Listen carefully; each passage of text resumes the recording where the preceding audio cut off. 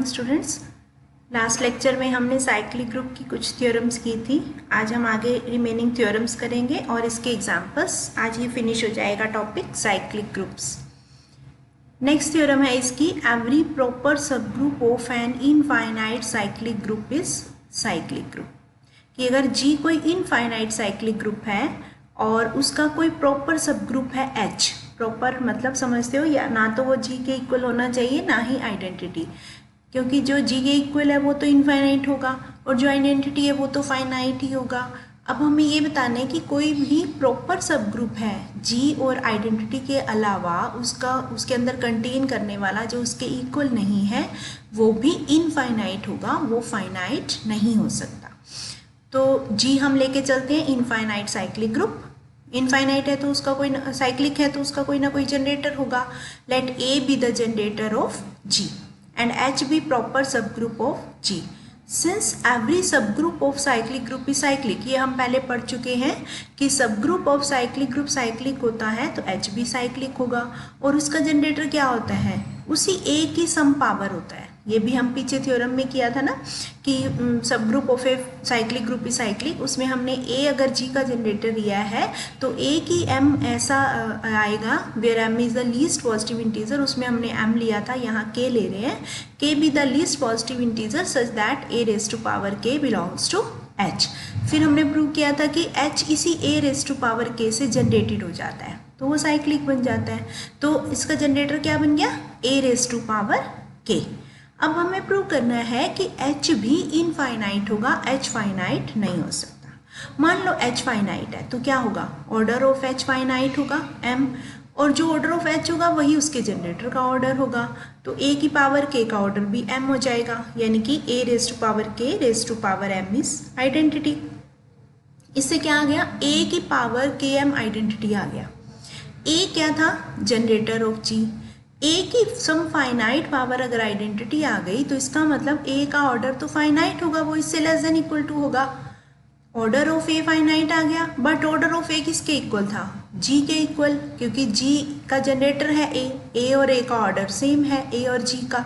तो ए का ऑर्डर अगर फाइनाइट है तो जी का भी फाइनाइट हो जाएगा। ए कॉन्ट्राडिक्शन, क्योंकि जी हमें कैसा गिवन है, इनफाइनाइट साइक्लिक ग्रुप, तो इसका ऑर्डर फाइनाइट नहीं हो सकता, इसलिए ए का फाइनाइट नहीं हो सकता। इसका मतलब जो हमने सपोज किया था कि एच का फाइनाइट है वो नहीं हो सकता, एच का ऑर्डर भी इनफाइनाइट होगा। मतलब एच अगर प्रॉपर सब ग्रुप है जी का तो वो भी इनफाइनाइट साइक्लिक ग्रुप होगा। नेक्स्ट आ जाते हैं हम आइलर्स 5 फंक्शन। ये आपने फर्स्ट ईयर में पढ़ा होगा, फर्स्ट सेमेस्टर में, जहाँ हमने सेकेंड सेमेस्टर में नंबर थ्योरी की थी। उसमें हमने क्या किया था, आइलर्स फंक्शन क्या होता है कि n अगर एक कोई पॉजिटिव इंटीजर है then Euler's function is defined as the number of positive integer less than n and coprime to n।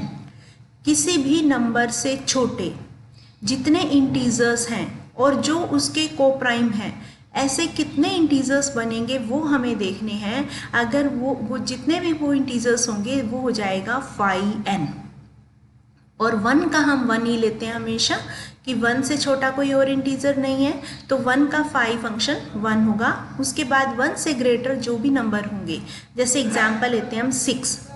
अब 6 से छोटे नंबर हैं 1 2 3 4 5, ठीक है। हमें ये देखना है उनमें से कौन से इंटीजर 6 के को प्राइम है। को प्राइम मतलब जिसका 6 के साथ जीसीडी 1 हो। 1 का 6 के साथ 1 होता है, एक तो 1 हो गया। 2 का 6 के साथ जीसीडी 2 होता है, ये नहीं होगा। 3 का जीसीडी 3 होता है, नहीं होगा। 4 का जीसीडी 2 होता है, 4 और 6 में कॉमन फैक्टर है ना 2, जिसमें 1 कॉमन फैक्टर आ जाए वो उसका को प्राइम हो जाएगा। 5 और 6 का जीसीडी 1 होगा, इट मीन्स 1 और 5 दो ऐसे नंबर बन गए जो 6 से छोटे हैं और 6 के को प्राइम हैं, तो इसका फाई एन आ जाएगा 2 हमने इसलिए लिया कि दो नंबर है 1 और 5। ऐसे ही जब हम 7 का निकालेंगे तो 7 से छोटे हम देखते हैं 1 से लेके 6 तक, कोई भी इसको डिवाइड नहीं करता, कोई किसी का भी इसके साथ कॉमन फैक्टर 1 के अलावा नहीं आता। इसका मतलब 1 से 6 तक सारे ही इसके को प्राइम हो गए, तो इसका फाई एन बन जाएगा, फाई 7 हो जाएगा 6।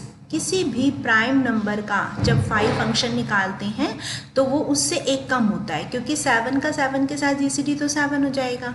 उससे लेस देन हमें देखना है 1 से 6 तक, तो ये 6 हो जाएगा। 5 होगा तो 4 आ जाएगा, 3 होगा तो 2 हो जाएगा, लाइक दिस। ऐसे ही हम एक और एग्जाम्पल करते हैं 10। 10 में हम 1 से स्टार्ट करेंगे, एक तो 1 हो जाएगा जिसका इसके साथ जीसीडी 1 है, 2 का नहीं होगा, 3 हो जाएगा, फिर 4 का नहीं होगा, 5 का नहीं होगा, 6 का नहीं होगा, फिर 7 आ जाएगा और फिर 9। तो 1 3 7 9 4 हो गए। इट मीन्स 5 10 बन गया 4। इस टाइप से आप 5 आयलर्स फंक्शन निकाल सकते हैं। अब हम एक थ्योरम करेंगे जिसमें हम आयलर्स फंक्शन का यूज़ करेंगे।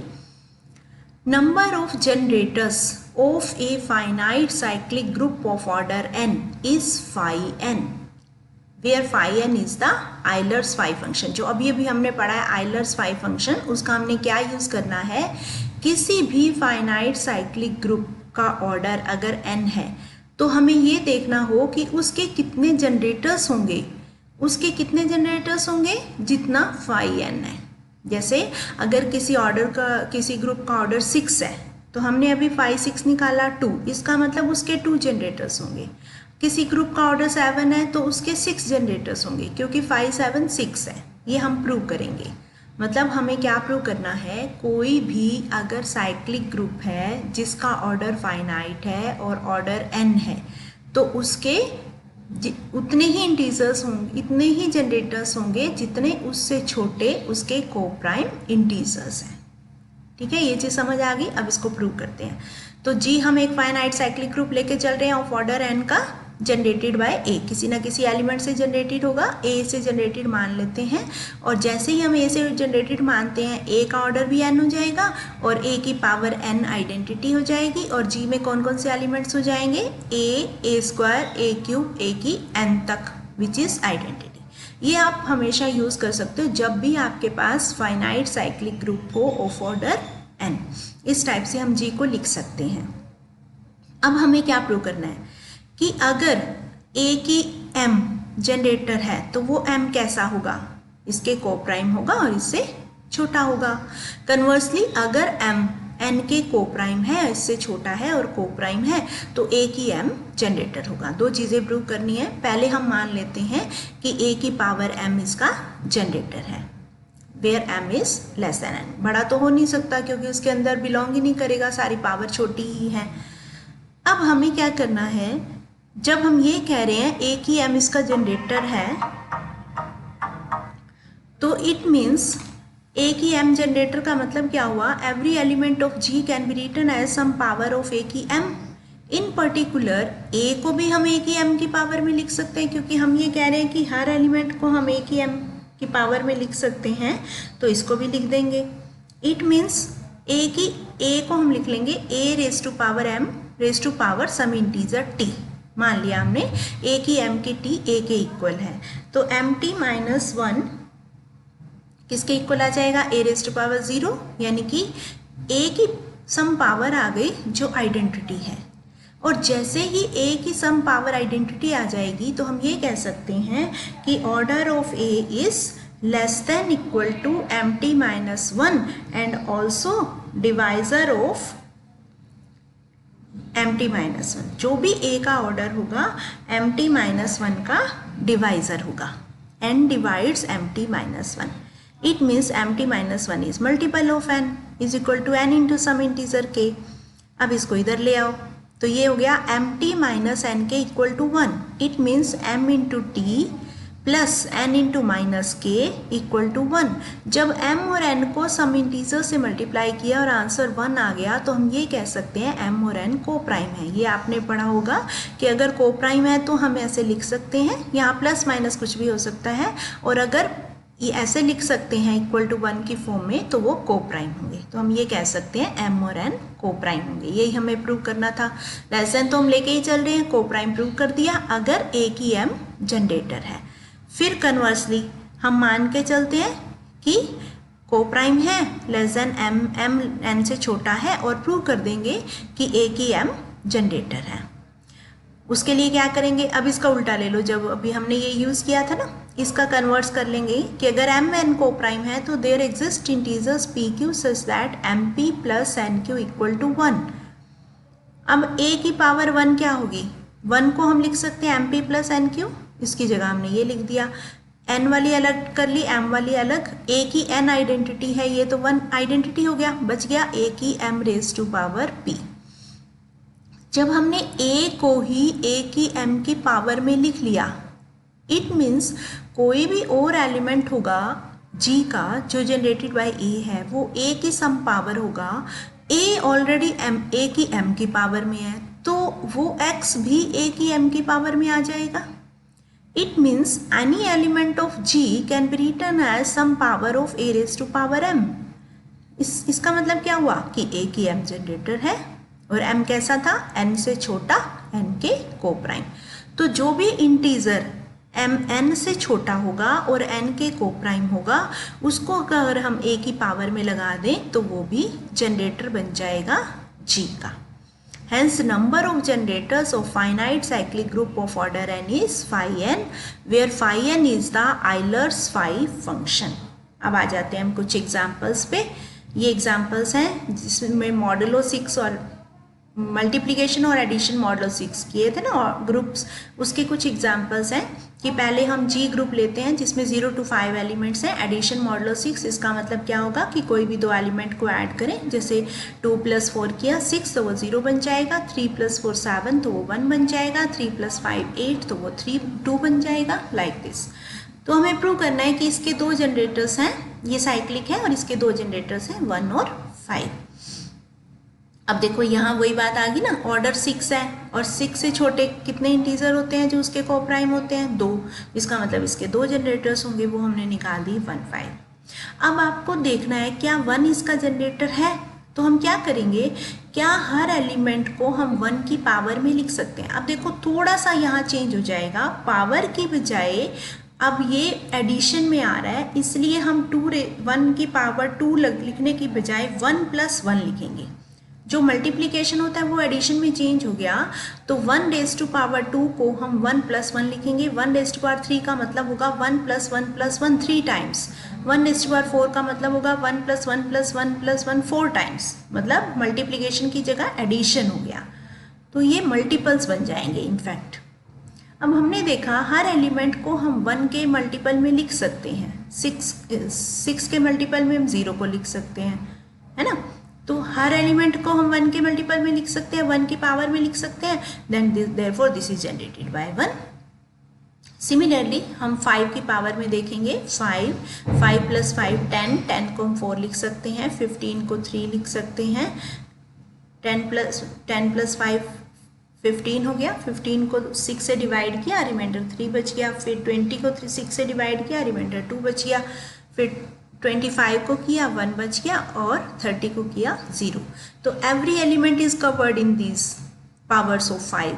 तो each element can be written as some power of 5। बस ये ध्यान रखना एडिशन में पावर मल्टीपल में चेंज हो जाएगा, प्लस में चेंज हो जाएगा। तो ये दोनों इसके जनरेटर हो गए। उसके बाद हम एक मल्टीप्लिकेशन वाला कर लेते हैं। मल्टीप्लिकेशन वाले में लेते हैं 1 to 6 तक। अब इसका जनरेटर निकालना है आपको। तो जनरेटर के लिए आप क्या करेंगे, पहले हमने 3 देखा, 3 की पावर 3, इसमें हम पावर ही लेंगे क्योंकि यहाँ मल्टीप्लाई है। 3 की पावर 2 9 हो गया, 9 को 7 से डिवाइड किया, रिमाइंडर 2 आ गया। फिर ऐसे ही 3 की 3 निकाला, 6 बच गया, 4 हो गया, आगे 5 आ गया और 1 आ गया। सारे एलिमेंट्स कवर हो गए इसमें। इट मीन्स 3 इसका जनरेटर है। तो इसमें आप 2 को भी चेक कर सकते हो, 4 को भी चेक कर सकते हो। तो आप देखोगे कि इसमें से 3 के अलावा और इसका जनरेटर नहीं होगा। हाँ, 3 का जो इन्वर्स होगा वो भी इसका जनरेटर हो जाएगा, जैसे 3 रेज़ टू पावर 5 भी इसका जनरेटर हो जाएगा, क्योंकि A अगर जनरेटर है तो A इन्वर्स तो होगा ही। उसके बाद हम बात करते हैं how many generators are there of cyclic group of order 8 order का ग्रुप है तो उसके जनरेटर कितने होंगे, जितने 8 से छोटे को प्राइम नंबर हैं। अब 8 से छोटे हमने निकाले थे 1 3 5 7, तो हम A की सारी पावर्स लगा देंगे, A³ A⁵ A⁵, ये सारे जनरेटर्स हो जाएंगे। 4 ही चाहिए हमें, जो इससे छोटे हैं वो सारे जनरेटर हो जाएंगे। If an abelian group of order 6 contains an element of order 3, show that it must be a cyclic group. I think ये लास्ट एग्जाम्पल है, उसके बाद हमारा ये चैप्टर कंप्लीट हो जाएगा. तो ये फटाफट कर लेते हैं हम. Let G be an abelian group of order 6 contains an element of 3. एक G हमें ग्रुप दिया हुआ है जिसका ऑर्डर 6 है और उसके अंदर एक एलिमेंट है जिसका ऑर्डर 3 है. ये इंपॉर्टेंट क्वेश्चन है, ध्यान से करना. इसको हमें प्रूव करना है इट मस्ट बी साइक्लिक, मतलब इसका कोई ना कोई जनरेटर निकालना है. जनरेटर निकालने के लिए एक्चुअली हम क्या करेंगे, इसके अंदर एक ऐसा एलिमेंट निकाल देंगे जिसका ऑर्डर 6 है. अब जैसे ही एलिमेंट का ऑर्डर और ग्रुप का ऑर्डर सेम होगा तो वो उसका जनरेटर बन जाएगा. ठीक है, एक एलिमेंट हमें दिया हुआ है ऑर्डर 3 का. ठीक है, उसको मान लेते हैं ए, तो a⁻³ आइडेंटिटी होगा. अब क्या होगा, G का जब ऑर्डर इवन है, एक हमने रिजल्ट किया था, किसी भी ग्रुप का ऑर्डर अगर इवन है तो उसमें कम से कम एक ऐसा एलिमेंट होगा जो अपने इन्वर्स के इक्वल होगा, क्योंकि एक तो आइडेंटिटी होता है जो अपने इन्वर्स के इक्वल होता है. उसके अलावा बाकी सारे एलिमेंट्स पेयर्स में आ जाएंगे. तो इवन नंबर में एक आइडेंटिटी निकाल दें, बाकी पेयर्स निकाल दें, तो एक एलिमेंट ऐसा बच जाएगा जिसका इन्वर्स वो खुद होगा, क्योंकि उसका आगे पेयर नहीं बनेगा. तो B हम एक ऐसा एलिमेंट ले लेते हैं जो अपने इन्वर्स के इक्वल है. इसका मतलब B को इधर शिफ्ट किया तो B² आइडेंटिटी हो गया. B² आइडेंटिटी मतलब B का ऑर्डर 2 या 2 से छोटा होगा. 2 से छोटा और 2 का डिवाइजर हो नहीं सकता, तो ये एग्जैक्ट 2 होगा. एक एलिमेंट आ गया ऑर्डर 2 का, एक एलिमेंट ऑर्डर 3 का. हम क्या करते हैं, इन दोनों को मल्टीप्लाई कर देते हैं. ठीक है, और ये दोनों एलिमेंट इक्वल भी नहीं हो सकते क्योंकि एक का ऑर्डर 3 है, एक का ऑर्डर 2 है. A ≠ B, A ≠ B inverse. अब A और B को मल्टीप्लाई कर दो, A × B, एक न्यू एलिमेंट निकालते हैं. अब हम प्रूव करेंगे कि ये जो AB है एलिमेंट, इसका ऑर्डर 6 है. तो हम AB की सारी पावर्स निकालते हैं. पहले हम AB की पावर 1 देखते हैं क्या होगा. Because AB A ≠ B inverse, तो AB ≠ आइडेंटिटी, B से दोनों साइड मल्टीप्लाई कर दिया. AB आइडेंटिटी नहीं हो सकता. फिर AB² देखते हैं क्या होगा. AB² को हम A² B² लिख सकते हैं. क्यों लिख सकते हैं, क्योंकि G अबेलियन है. ये ध्यान रखना, अबेलियन के केस में ही हम, नहीं तो AB × AB करेंगे, फिर BA को AB पुट करके A² B² बन जाएगा. तो B² को तो आइडेंटिटी पुट कर सकते हैं क्योंकि B का ऑर्डर 2 है. ये बच गया A². क्या A² आइडेंटिटी है? नहीं है. इसका मतलब AB का स्क्वायर आइडेंटिटी नहीं है. फिर AB का क्यूब निकाला. AB के क्यूब में A³ आइडेंटिटी बन गया. B³ को हम B² × B लिखेंगे, ये आइडेंटिटी है तो B के इक्वल आ गया. AB³ भी आइडेंटिटी नहीं है, AB भी आइडेंटिटी नहीं है, AB² भी नहीं है, AB³ भी नहीं है. इसका मतलब AB का जो भी ऑर्डर होगा इससे बड़ा होगा. ना तो वो 1 हो सकता, ना 2 हो सकता, ना 3 हो सकता. ग्रेटर देन 3 हो गया. और ये 6 को डिवाइड भी करना चाहिए क्योंकि किसी भी एलिमेंट का ऑर्डर ग्रुप के ऑर्डर को डिवाइड करता है. तो AB का ऑर्डर 3 से बड़ा है और 6 का डिवाइजर है. That is only one case, it must be 6. AB का ऑर्डर 6 होगा तभी वो इसको डिवाइड करेगा. Thus, G is cyclic group and AB is generator of G. तो इस टाइप से हमने ये सारी चैप्टर कंप्लीट कर लिया. एक्सरसाइज 1.4 आप ट्राई कर लेना. उसके बाद हम नेक्स्ट लेक्चर में नेक्स्ट चैप्टर स्टार्ट करेंगे. Thank you.